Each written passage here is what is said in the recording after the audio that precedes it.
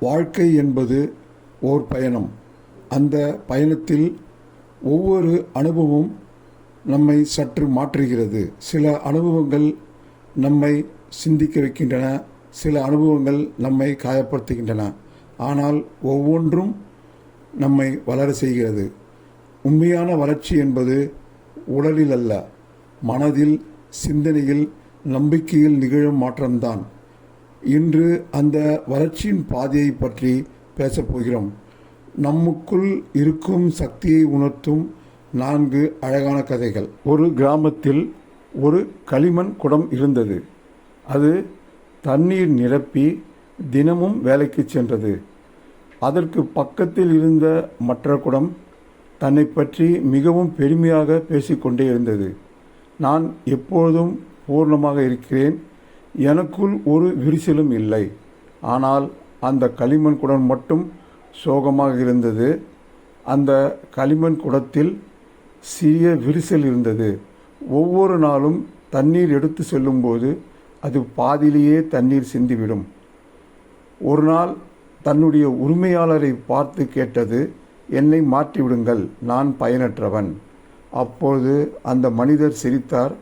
அவர் குடத்திடம் கூறினார், நீயே பாரு, உன் பாதையில் மட்டும்தான் பூக்கள் மலர்ந்திருக்கின்றன. அது அந்த நீர் சிந்தியல்தான் உயிர் பெற்றன. அந்த நொடியில் குடம் உணர்ந்தது, அது குறைபாடல்ல, அது ஒரு அருள். வாழ்க்கையும் அப்படிதான். நம்மில் உள்ள குறைபாடுகள் மற்றவர்களுக்கு நன்மை செய்ய காரணமாக இருக்கலாம். கதை 2. ஒரு நாள் ஒரு சிறிய வெட்டுக்கிளி மழை பெய்யும்போது தன் இறக்கை நனைந்து நடுங்கிக் கொண்டிருந்தது. அது வானத்தை நோக்கி கூச்சலிட்டது, ஏன் எப்போதும் என்னை சோதிக்கிறாய்? அதற்கு அருகே ஒரு வயதான கிளி சொன்னது, குட்டி, இன்று மழை உன்னை வலுப்படுத்துகிறது. நாள் புயல் வந்தாலும் இன்று கற்றுக்கொண்ட பாடமே உன்னை காக்கும். அதற்கு அந்த வெட்டுக்கிளி நிம்மதியாக சிந்தித்தது. அது பறக்க முயற்சி செய்தது. மெதுவாக இறக்கையை வலுவாக்கி மழையை தாண்டி வானத்தில் உயர்ந்தது. சிரமங்கள் நம்மை சோதிக்கவில்லை, அவை நம்மை உருவாக்கின்றன. ஒவ்வொரு சோதனையும் நம்மை மேலும் வலுப்படுத்துகிறது. கதை 3. ஒரு பெரிய மரம் சாலை ஓரத்தில் இருந்தது. அதன் கீழ் மனிதர்கள் வந்து ஓய்வெடுப்பார்கள். ஆனால் யாரும் அந்த மரத்திற்கு நன்றி சொல்லவில்லை. ஒரு நாள் ஒரு பயணி மரத்திடம் சொன்னான், நீ இத்தனை அமைதியாய் நிற்கிறாய், யாரும் உனக்கு நன்றி சொல்லவில்லை. மரம் சிரித்தது, நான் நிழல் கொடுக்கிறேன், நன்றி பெறல்ல. நிழல் கொடுக்கும்போது எனக்குள் அமைதி பெருகுகிறது.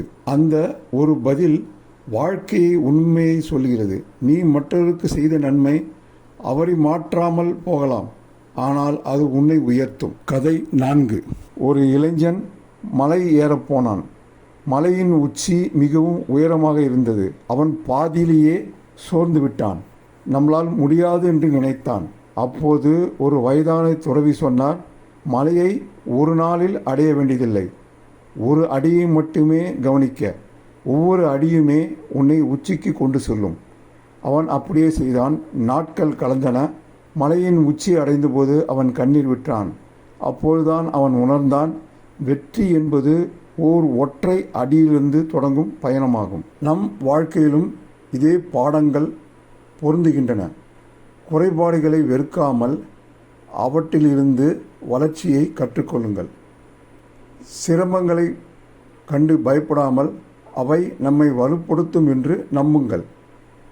நன்மையை பகிர்ந்து கொள்ளுங்கள், ஏனெனில் அதுவே உண்மையான மகிழ்ச்சி. மிக முக்கியமானது, சிறிய படிகளில் தொடங்குங்கள், ஒவ்வொரு நாளும் சிறிது முன்னேறுங்கள்.